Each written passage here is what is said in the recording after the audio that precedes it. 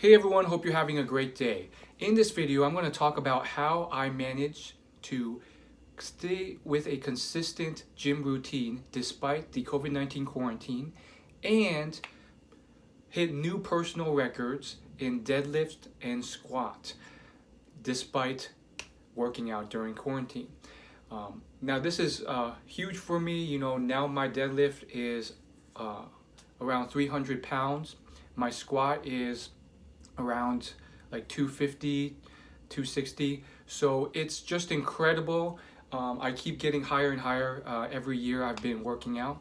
And I think it's a huge accomplishment, and you should care because this is something that most people failed at. The vast majority of people failed to stay consistent with their workouts when COVID-19 hit. It was completely out of the realm of anything that they were used to. It was a huge chaotic shift, and ultimately, they couldn't handle it.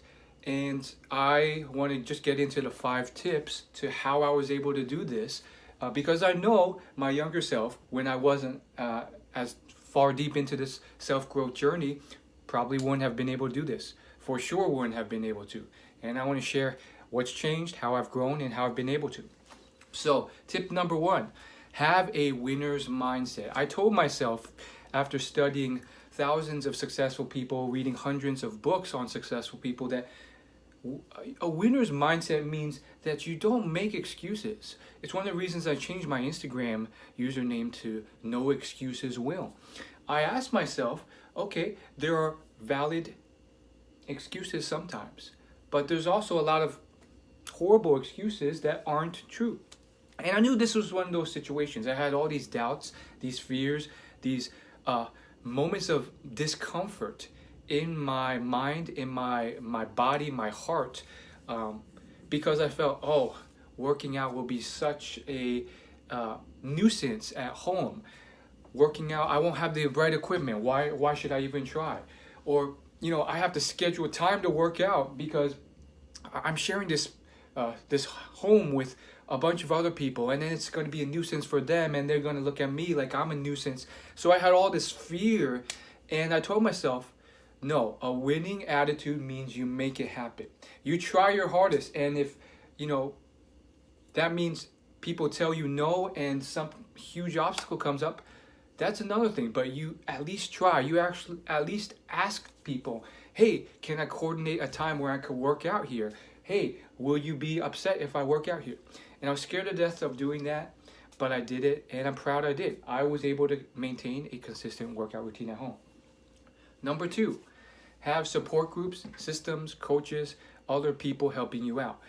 Some of the most successful individual athletes, I'm talking golfers, swimmers, tennis players, they all have a team around them that help them succeed. And when you study this, you realize that they had a whole team that were helping them out. They didn't have this whole ego about them and belief that they had to do everything themselves and figure out everything themselves, because you're competing with people who have all this support, and it really helps. So for me, obviously I don't have millions of dollars to spend on private coaches and chefs and nutritionists, but I was able to kind of find budget ways of doing that. I am, as you know, a part of a CrossFit gym. And of course, when quarantine hit, they shifted their services to offer a virtual group classes. And they added on a few little extra benefits that I took advantage of to kind of keep their clientele. And I figured most people would kind of quit the gym, but I was like, what if I try to leverage this? So they had these they had a nutritionist who would set up virtual calls and text messages with me, and that was free. It wasn't an additional cost, so I leveraged that. I talked to her. I got all these recipes on how I can cook, and I explained my personal situation and my fears of cooking, and that was another area where I was able to cook more than I ever did at home, something I have been wanting to do for years. The 3rd tip is to turn your negative, horrible experiences into opportunities, into things that propel you, that are gold in a way. And so it's all about turning trash into gold, as Will Smith might say. And that's how you do it. That's how successful people do it. And of course, there's all sorts of obstacles or negative events occurring. And it's often hard for me to see the opportunity, but I kept trying, and I realized, you know what? Despite the fact that I'm isolated, socially isolated, starting to get lonely, not working out as much, I can do what I can with this time. I realized I had a lot more time. I realized I had a bunch of long-term goals that I really wanted to get to do, and this was an opportunity to at least try to do them. And if I procrastinated, at least there's a sign that maybe that's not really what I was passionate about anyways. So some things I failed at. I wanted to really get into music production and start making music, and that's still a goal of mine, but so far a lot of the attempts have ended quickly because the software is just so overwhelming. But I learned something about maybe my passions or lack thereof. In terms of other areas, I've always wanted to save money, eat out less, cook more, and I can't say I became a master chef or really that much better at cooking, but I did start to try new recipes that I've never done before and add those into my routine. I've been trying a lot of Korean barbecue, ramen, udon noodles, even stir-fry noodles. I've tried making different types of rice soup, shrimp, garlic shrimp, lasagna from scratch. So I've tried a lot of different dishes, even tried different variations of poached eggs, stuff that I've never tried before. And that's something that came out of leveraging this opportunity. So I think that was number 3. The 4th tip is realize that this too will come to an end. Many people have a short-sighted approach to life. It's human nature. We're wired genetically oftentimes to think more short-term. However, that often creates this misbelief that, oh, these horrible times will never end. Trust me, I've been there before too. There's been times in my past where I'm like, man, my life just sucks. Every area of my life sucks. I don't have really friends. I don't have good grades right now. I don't have good health and fitness. I try to go to the gym and I can't stay for more than a few days. And everything just kind of sucks. And you think this is just how it's always going to be. And having a positive attitude and realizing how long you can live for, and just having that hope that maybe one day I could find some technique, mindset shift, way of changing things that could work. And it's hard to keep that hope alive, as Russell Hans from Survivor might say, but it's incredibly important because sometimes things do shift, and as you can see, that shifted with my fitness routine. I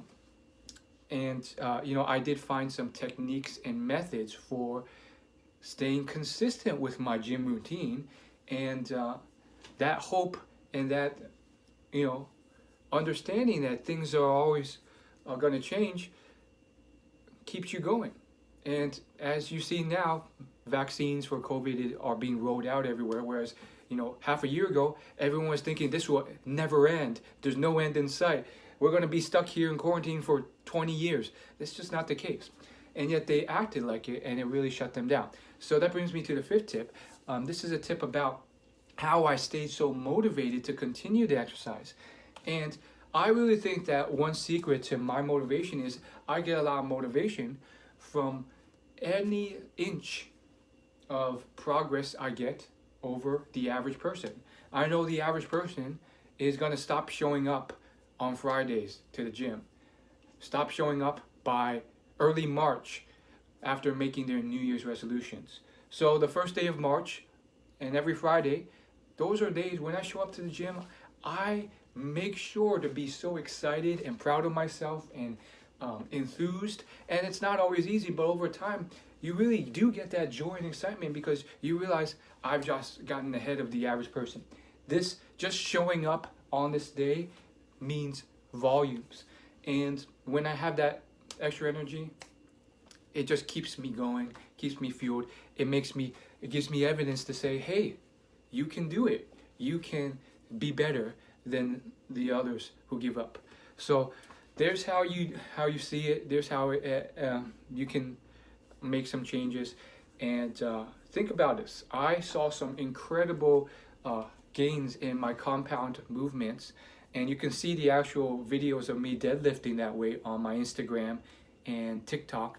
But it's a huge testament to how you can kind of still grow, and even despite periods where you have to deload because you don't have the necessary equipment.